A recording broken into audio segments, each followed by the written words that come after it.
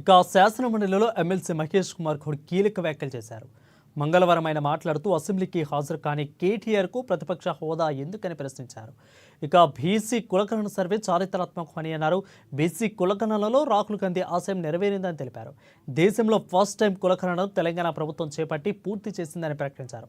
తెలంగాణ చరిత్రలో కులగణన సర్వే సరికొత్త అధ్యయనానికి అని అన్నారు. ఇక అదేవిధంగా తెలంగాణలో బీసీలు 50% పైగా ఉన్నారని కుల సర్వేతో వెలుగులోకి వచ్చిందని చెప్పారు. కీలక సమావేశాలకు అసెంబ్లీకి రాకపోతే కేసీఆర్కు ప్రతిపక్ష నేత హోదా ఎందుకని అడిగారు.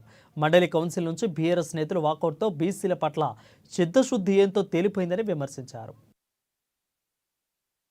రాష్ట్ర రాజకీయ చరిత్రలో ఒక కొత్త అధ్యాయం బీసీ కులగణ సర్వే రిపోర్ట్ ఇవాళ అసెంబ్లీలో పెట్టడం, కౌన్సిల్లో పెట్టడం అనేది వందల సంవత్సరాలుగా అణగారికైనటువంటి వర్గాలైనటువంటి బీసీలకి గొప్ప సదావకాశం వేళ కాంగ్రెస్ ప్రభుత్వం కలగజేసింది. కుల సర్వే ద్వారా తెలంగాణ రాష్ట్రంలో 50% పైగా వెనుకబడ్డ తరగతుల వారు ఉన్నారనేటువంటి ఒక వాస్తవాన్ని ఇలా వెలుగులో తీసుకొచ్చినటువంటి ఘనత కాంగ్రెస్ పార్టీది. అదే విధంగా షెడ్యూల్ కాస్ట్, షెడ్యూల్ ట్రైబ్స్, మైనార్టీల యొక్క సంఖ్య కూడా తేల్చడం జరిగింది.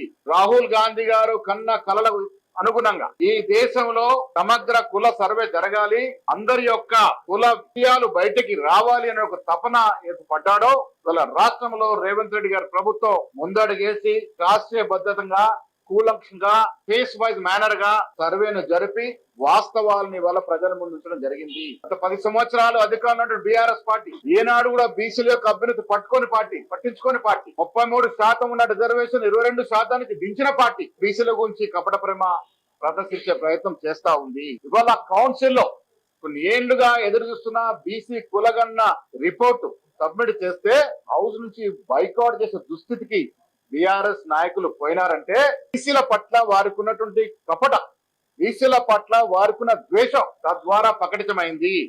ఇంత చక్కటి కార్యక్రమం జరిగిన దానిలా మేము పదే హౌస్ లో కూడా పార్టీలకు అతీతంగా, రాజకీయాలకు అతీతంగా, వ్యక్తిగత అభిప్రాయాలకు అతీతంగా ఈ బిల్లును సమర్థించాల్సిన అవసరం ఉందనే మాట చెప్పినప్పటికీ కూడా వారు బైకాట్ చేసే ప్రయత్నం చేసినారు. నేను మీ ద్వారా బీజేపీ పార్టీని కానీ బీఆర్ఎస్ పార్టీని అడుగుతా ఉన్నాను. బీసీల గురించి పదే మాట్లాడే మీరు ఇవాళ తెలంగాణలో ఒక కొత్త అధ్యాయాన్ని సృష్టించి, ఒక చరిత్ర సృష్టించి ఏదైతే సర్వే జరిపినారో అదే మాదిరిగా కేంద్రంలో రేపు కేంద్ర ప్రభుత్వం చేపట్టే జనగణ కార్యక్రమంలో బీసీల అంశాన్ని చేర్చి బీజేపీ తన చిత్తశుద్ధిని కాటుకునే అవకాశం తీసుకోవాలని విజ్ఞప్తి చేస్తారు.